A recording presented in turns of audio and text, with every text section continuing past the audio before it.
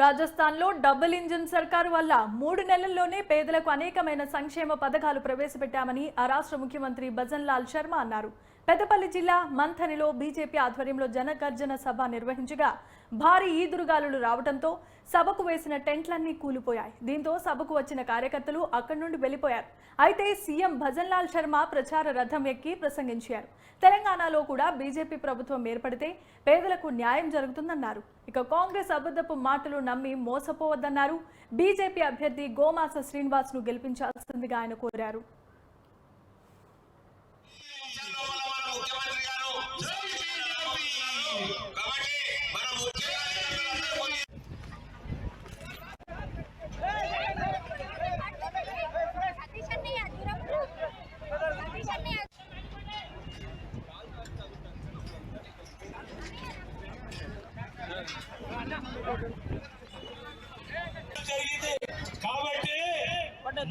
ముఖ్యమంత్రి మన ఇక్కడ ఉండరు ఈ ప్రజాస్వామిక వ్యతిరేకులని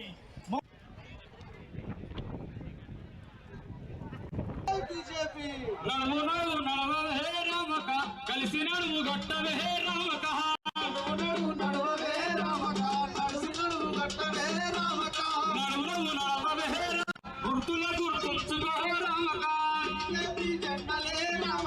గుర్తుల గుర్తుంచుకో రామక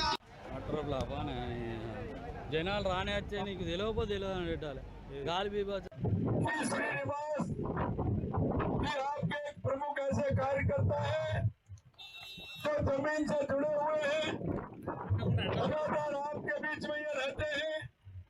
और मैं आपसे इतना निवेदन करना चाहता हूं कि देश के यशस्वी प्रधानमंत्री नरेंद्र मोदी जी ने 2014 के बाद जो देश के अंदर परिवर्तन लाए हैं, उन्होंने गरीब कल्याण की योजनाओं को नीचे तक पहुंचाने का काम किया है। उन्होंने देश की विकास की गति को बढ़ाने का काम किया है। उन्होंने यही नहीं, हमारी सीमाओं को भी सुरक्षित करने का काम किया है और हमारे दुनिया में हमारे देश का गौरव बढ़ाने का भी काम किया है।